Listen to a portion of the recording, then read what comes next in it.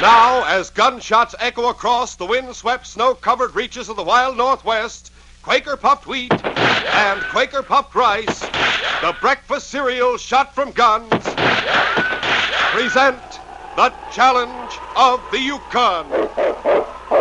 It's Yukon King, swiftest and strongest lead dog of the Northwest, blazing the trail for Sergeant Preston of the Northwest Mounted Police in his relentless pursuit of lawbreakers. On King, on, you huskies!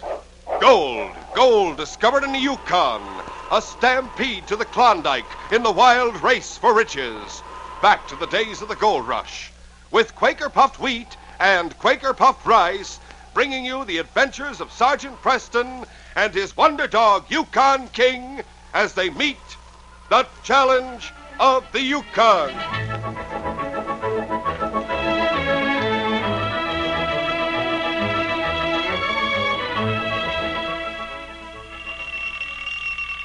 When you get up in the morning, there's nothing like a breakfast you really go for. Like, for instance, delicious Quaker puffed wheat or Quaker puffed rice with milk or cream and fruit.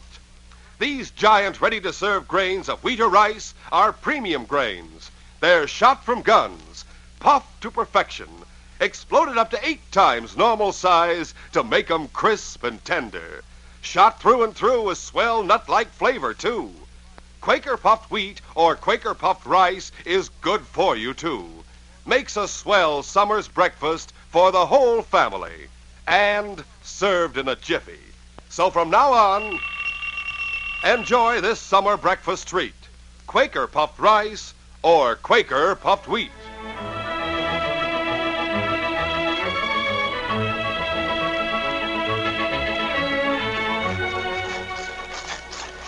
It was just before the spring thaw when Sergeant Preston and King moved along the frozen trail a few miles from Selkirk. When they reached a small cabin on the trail, Sergeant Preston stopped the team. Okay. Bobby Small's going to be surprised with the birthday present we brought him, isn't he, fella? Come along, King. We'll take it into him.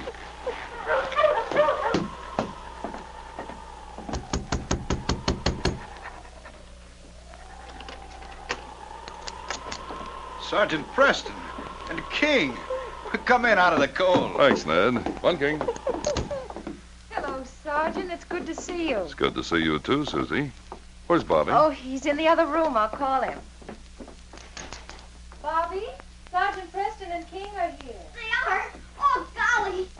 Hi, Sergeant. Hi, Bobby. Hello, King. I was hoping you'd get here before my birthday was over. You said you would.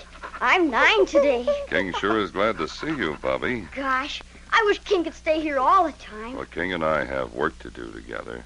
But maybe this will take King's place, Bobby. Happy birthday. Golly, I was wondering what that covered basket was for. It's your birthday present from King and me. Here, take it. See what's in it.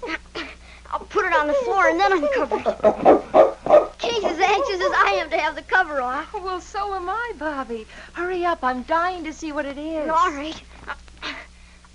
Oh, look. What is it? A puppy. A pure white puppy. May I take him out? May I, Sergeant? Of course. It's time he woke up anyway. All he does is sleep. I'll lift him out. Come on, puppy.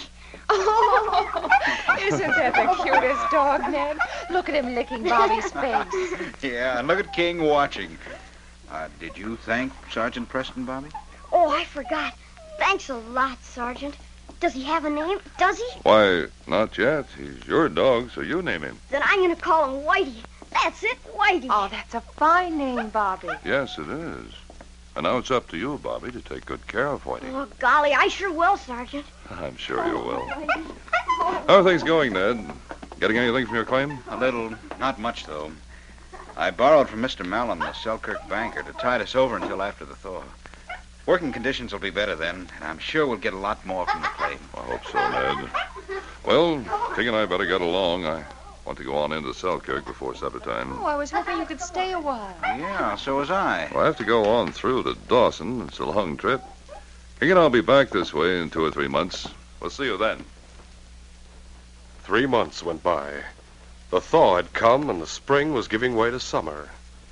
The pup, Whitey, had grown into a beautiful, fluffy dog, and he and Bobby were inseparable. One day, after Bobby had taken Whitey to the general store in town, Banker Mallon's 10-year-old son, Richard, entered his father's office at the bank. Well, Richard, what brings you here? Right now, I'm pretty busy, and I want a dog. A dog all my own. A dog? Now, see here, Richard. No matter what I buy you, you soon tire of it. Anyway, I have plenty of dogs. They're the best money can buy. But you use them for your dog team. I want a dog of my own. Now, look, Richard, don't talk nonsense. I don't believe in making a pet of a dog. I'll give you $1. I don't want $1. I want a dog. Why can't I have one? Why can't I? Stop that infernal whining. I don't care. I want you to buy me a dog. All right, all right. I'll get you a dog as soon as I find one worth buying. Now, go home. No, I don't want just any old dog. I want Whitey. Whitey? What are you talking about? Bobby Small has a dog. A fluffy white dog, and his name is Whitey. And that's the dog I want. Now, be sensible, Richard. How can you have that dog if Bobby Small owns him? You can buy him for me. Ridiculous. I want Whitey. I don't want any other old dog, just Whitey. Bobby Small's poor, and he has Whitey, and we're rich. You can make him sell Whitey. You can make him if you want to. If he doesn't want to sell the dog, there's no way I can make him do it. So don't... Now, look, son, you run along home and stop going into a tantrum. Maybe there is a way to get that dog for you after all. All right. But if I don't get Whitey, I'll go home and be patient. I think in a day or two you'll own the dog you want. Now go home. Gosh, when I get him, I'll use a whip to make him learn tricks. I'll go home and wait till you get Whitey for me, like you promised. Goodbye, Dad. The next day, in response to a note from Banker Mallon, Bobby's father, Ned Small, went to the bank. As he seated himself in a chair across from Mr. Mallon, Ned spoke apologetically. I can guess why you sent for me, Mr. Mallon. My note is almost 30 days overdue. But I'm sure that in another month I'll be able to pay it in full. I can't wait that long, Small. But on the due date, when I came to tell you payment would be delayed, you said it was all right. I'm sorry, but I have to demand payment at once. No, you can't do that. The claim's just beginning to pay off. I have a wife and boy, and I don't like to think of you losing your cabin and claim for so small an amount. Perhaps there is a way to extend that note. What way? If there's any other way, you know I'd be... You own a dog, a white dog, don't you? Yes. Well, not exactly. You see, my boy owns that white dog. But what's the dog got to do with the note? Just this, Small. I'd be willing to extend that note if you'll turn over that white dog to me. No, that's impossible. It would break Bobby's heart to lose Whitey. Well, I guess that's about all there is to say, Small. I'll expect to see you in the morning with your answer. Good day to you, sir. Goodbye, Mr. Mallon. That evening, Bobby Small went to bed with Whitey curled up at his feet. His father had sent him to bed earlier than usual, and Bobby couldn't go to sleep. As he lay staring at the barren landscape beyond the window, he heard his father speak in the other room. Susie, I have something to tell you that I didn't want Bobby to hear. Now that he's sleeping, I'll talk it over with you. Well, what is it, Ned? I knew something was wrong when he came in. Mr. Mallon wants payment on that note in full. He wants it right away.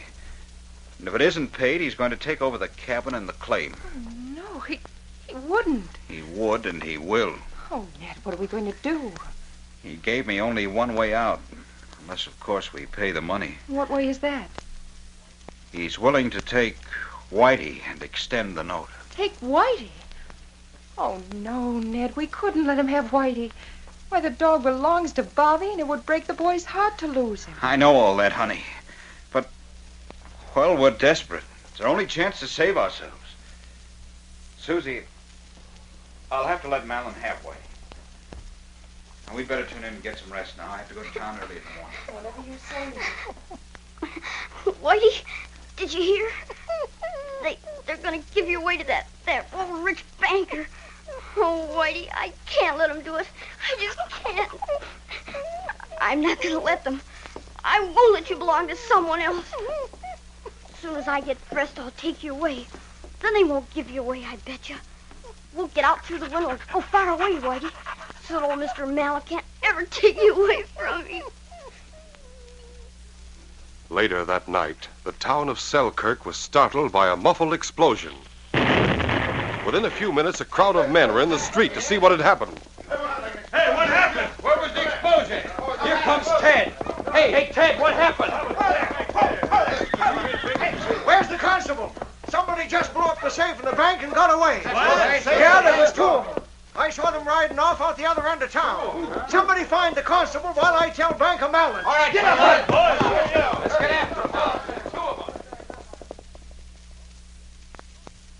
The following morning, Sergeant Preston and King stopped before the constable's office. Move, Blackie. Hold out. Steady. Come on, King.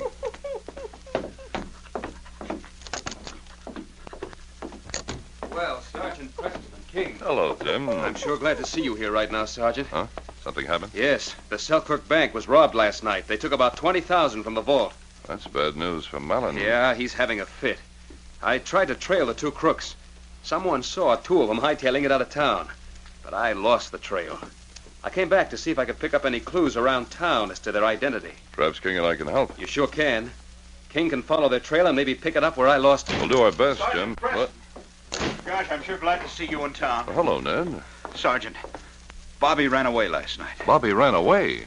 Well, why would he do that? Well, it's really my fault, I guess. You must have heard Susie and me talking about giving Whitey to Bank of Malin. Giving Whitey to Bank of Malin? Oh, why do that? I gave that dog to Bobby. Don't you want him to have Whitey? Yes, of course we do. He'd be broken-hearted without Whitey. But, well, Malin holds a note for $300, wants it paid in full today. He offered to take Whitey and extend the note. Otherwise, he'll take our cabin and claim her. Sergeant, please find my boy. He can keep Whitey no matter what happens. But you must find our boy. We'll continue our story in just a moment.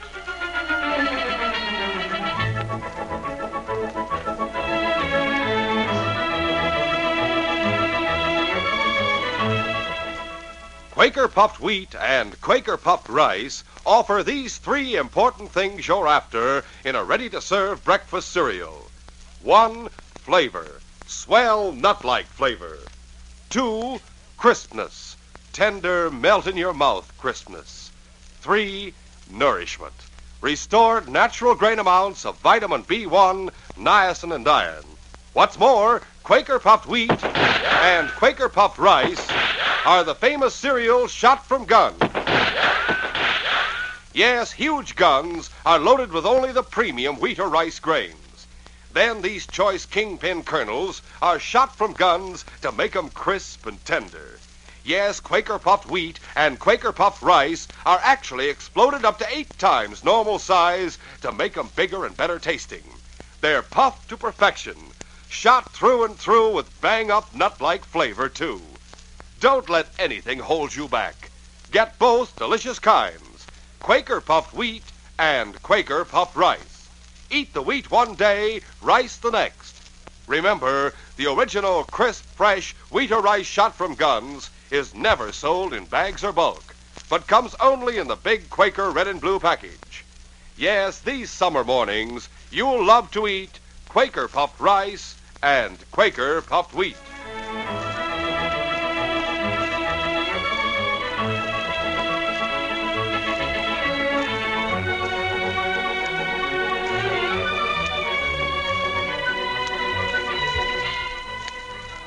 Now to continue our story. After leaving his parents' cabin, Bobby Small, with Whitey at his side, headed along the trail south of Selkirk. The loneliness of the barren country was accentuated by the twilight of the Yukon night. And as Bobby trudged along, he tried to bolster his courage by talking to Whitey. We aren't afraid, are we, Whitey? I bet your Mom and Daddy will be sorry they were going to give you to Mr. Malin when they wake up and find us gone, too. But I wish I could be with them. For a few moments, the boy and his dog moved slowly along the trail in silence. Then, coming to a tree stump alongside the trail, Bobby stopped and sat down. Whitey stood for a moment watching. Then, moving close to Bobby, the dog put his head on the boy's lap and whined. I bet you miss him, don't you, Whitey? But we have to leave or they'll give you away. I don't want to go away. I want Mom and Daddy. Oh, Whitey, I am afraid. I am. For a few moments, Bobby sat sobbing with his arms around his dog. And then suddenly he sat up and listened. Somebody's coming along the trail. We better hide quick, Whitey, or they'll take you away from me. We'll hide behind this tree stump. Down, Whitey, down. Come on. Taking that gold from the bank vault was easy, Hank. We'll be a long ways away by morning. Yeah. We'll head for White Horse and then make it through the pass to the state. Whitey, Hold there, hold. Hey, look, they're behind that stump. Come out of there, you'll get a bullet. Oh, golly, Whitey, now you did it. We're coming out. Hey, look, Jake, a kid and a dog. Quiet, Whitey, quiet. What are you doing out here, kid? I'm running away, that's what. Running away, huh? Who are you running away from? Oh, from home, because my daddy was going to give my dog to Mr. Mallon, the banker. Are you robbers? I heard you say you took gold from the bank vault. Hey, do you hear that, Hank? The kid overheard us talking. What about it? You ain't afraid of a kid like him, are you? It isn't him I'm afraid of, you fool, but if someone gets on our trail and runs onto the kid, he'll tell him about us. That's right. I didn't think of that. We better do away with him right now. Now, hold on. I don't go for murdering a kid. Anyhow, the Mounties never give up on a murder charge. No matter where you go, they finally get you. Yeah, we can take him along with us and drop him off a few miles outside of White Horse then. Before he gets there to tell him anything, we'll be on our way through the pass of Skagway. All right, that's better. Now, look, kid, we're going to help you run away, see? You can ride up here with me. No, I'm not going to ride with any bank robbers, so there. Ah, fresh for his size, too. I'll get down and lift him up to you, Hank. Steady, fella. All right, kid. Watch out for that dog. You kidding? He's just an overgrown pup. Get out of my way, you mongrel. Now, come on, get up there on the horse with Hank. No. Here, grab his hand, Hank. Here he is. I don't want to go with you. I don't want Shut up and sit still. What about the dog, Jake? He can follow along behind. Steady, fella. All right, let's get going. Get up. Get up, get up. Meantime, Sergeant Preston and King, with Ned Small and Jim the constable, rode the trail toward Ned's cabin. You sure, Jim, that the two men you followed were the ones who robbed the bank? Well, I can't be positive, but men in town said the crooks rode this way, and that there were two of them. No one could give a description. If they're the ones, they'll have the gold with them. But what about my boy? You've got to do something about finding him. I know how you feel, Ned. When we reach your cabin, Jim can stop there and try to pick up Bobby's trail. He can't have gone very far. You and Jim can hunt for Bobby while I go after the crooks with King. At the same time, I'll keep my eyes open for Bobby and his dog. Now, let's hurry a bit. Come on, Blackie. Get along there. Get up. After leaving Jim and Ned at the cabin, Sergeant Preston and King continued on to the point where the constable had lost the trail of the two horsemen. They had ridden into a shallow creek and had followed it for some time. But though the constable had been thrown off the trail, King wasn't easily fooled. Well there, ho, Blackie. All right, King, find them, fella. The intelligent dog stood sniffing the air a moment. The scent of the horses and men they had been following still clung to the bushes along the creek. And King, with a bark, started running along the bank, following the scent. Good boy, King. Come on, Blackie. A couple of miles farther on, King picked up the scent where the horsemen had left the creek and turned back onto the trail.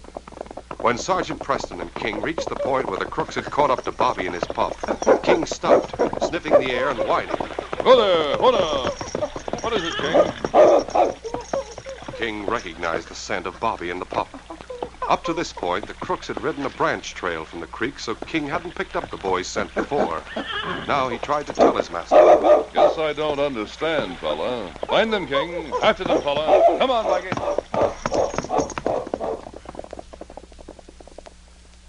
Having ridden all night, the crooks, Jake and Hank, had turned off the trail and made their way to a deserted prospector's shack back in the hills. They had tied Bobby's hands and feet, and then, with Whitey the pup inside with them, they had rested a few hours. It was afternoon when they were getting ready to push on. Jake, While you get our stuff together, I'll go out and get the horses saddled. All right, Hank. It's about time we got started. I won't be long. Hey, don't let that muck get away. I'll get him. Hey, come back here. Come back here. Here, boy, here, come here. Yeah, that darn dog's running up the hill behind the cabin. Must be chasing something. Jake will have to come out and help me. Hey, somebody riding up the trail. What's the matter? Rider coming up the trail. Looks like a Mountie to me. What are we going to do, Jake? Quick, lift the cover of that big wood box in the corner. We hide the gold in there under a few logs. I'll go get it. Hurry up, Jake. Here. Here's the gold. What about the kid? I hope it is a Mountie. He'll take you to jail, I'll bet. Oh, he's already tied up. We'll gag him and put him in the wood box, too. It's big enough. Come on. No, I don't want to be put in the wood Shut box. up, dear. This bandana, I'll keep you quiet. No. Hey, he can't make any noise now. Grab his feet. I got him. Wait, let go a minute. Push the logs aside. We'll lay the kid in, cover him with that jute bag, and then put a few logs on top. Yeah. With the kid and the gold hid in there won't be any evidence against us. We can bluff out of it. Yeah, now put him in. Yeah. There we are. I'll cover him and the gold with a jute bag. Yeah, here it is. Now the logs. There. Think the kid will smother in there? Oh, you have enough air. Now sit down at the table and we look like we're playing cards when that Mountie rides up. Don't look upset or surprised or nothing. Come on. All right, deal the cards out quick. All right. Door's still open. We'll just look unconcerned when he rides up. Yeah, he's got a dog with him. Yeah, that don't mean nothing. Here they come.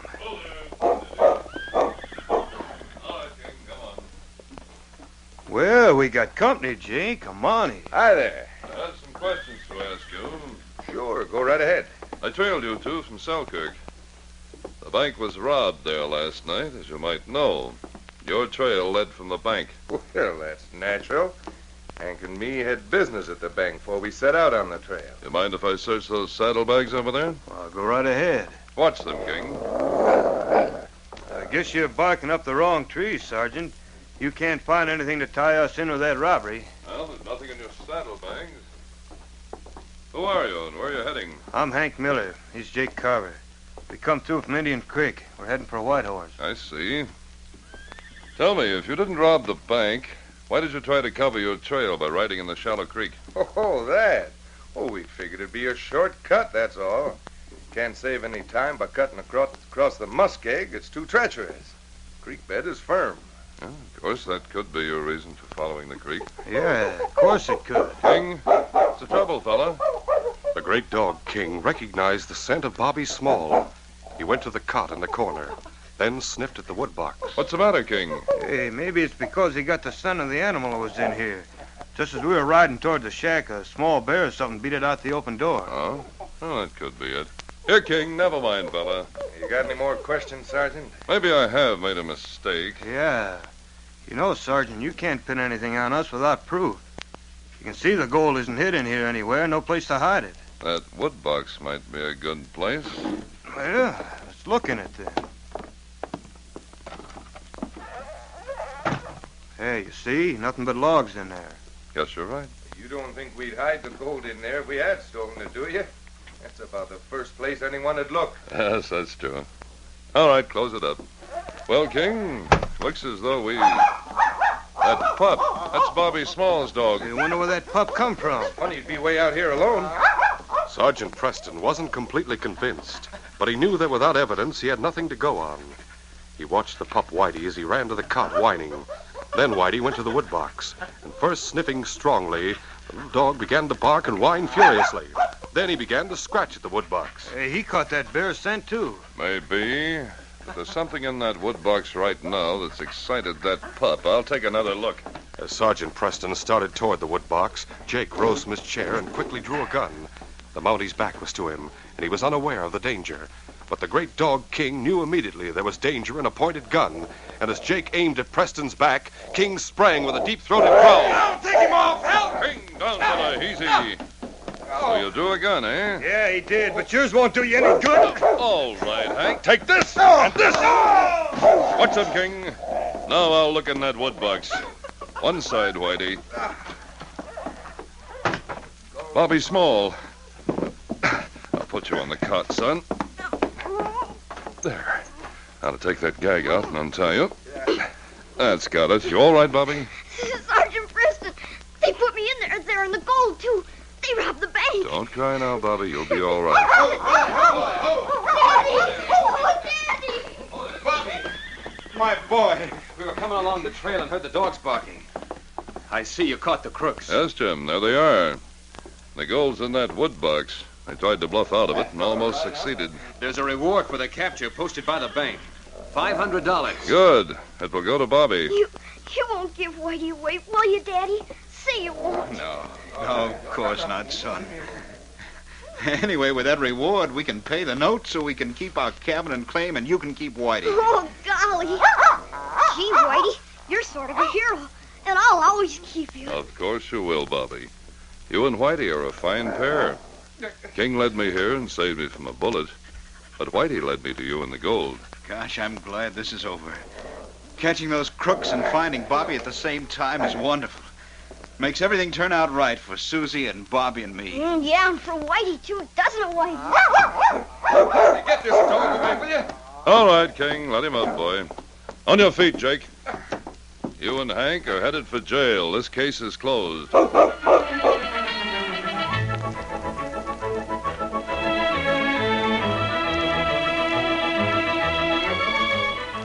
In just a moment, Sergeant Preston will give you a preview of Wednesday's adventure.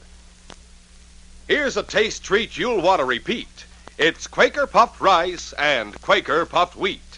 These famous ready-to-serve breakfast cereals are actually shot from guns to make them bigger and better tasting. They've come back for more nut-like flavor. Come again, tender crispness. And they're good for you. Yes, Quaker puffed rice and Quaker puffed wheat are a real treat these summer days, and so easy to serve. Make sure to have a good supply of both delicious kinds on hand at all times. Eat the wheat one day, rice the next. That's the original, crisp, fresh Quaker puffed wheat and Quaker puffed rice. Never sold in bags or bulk. Always buy the big red and blue package with the smiling Quaker man on the front. Listen Wednesday when Sergeant Preston and Yukon King meet the challenge of the Yukon in the case of the uphill sled. It all began when King and I found a beautiful girl trying to revive an unconscious man on the trail. We found out that the man had been beaten up on orders of a ruthless mine owner. In trying to block his crooked plans, King and I nearly became the victims of a cleverly planned explosion at midnight. Be sure to hear this exciting adventure Wednesday. These radio dramas, a feature of the Challenge of the Yukon Incorporated, are created and produced by George W. Trendle, directed by Fred Flowerday, and edited by Franz Stryker. The part of Sergeant Preston is played by Paul Sutton. They are brought to you by Quaker puffed wheat and Quaker puffed rice, the breakfast cereal shot from guns.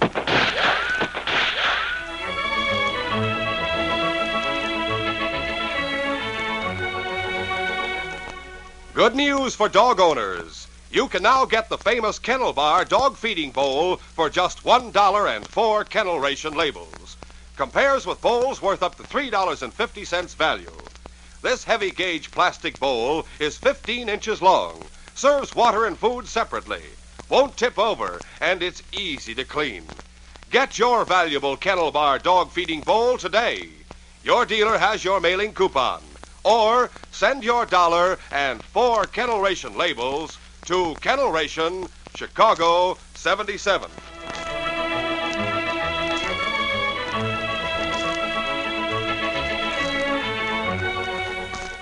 This is J. Michael wishing you goodbye, good luck, and good health from Quaker puffed wheat and Quaker puffed rice.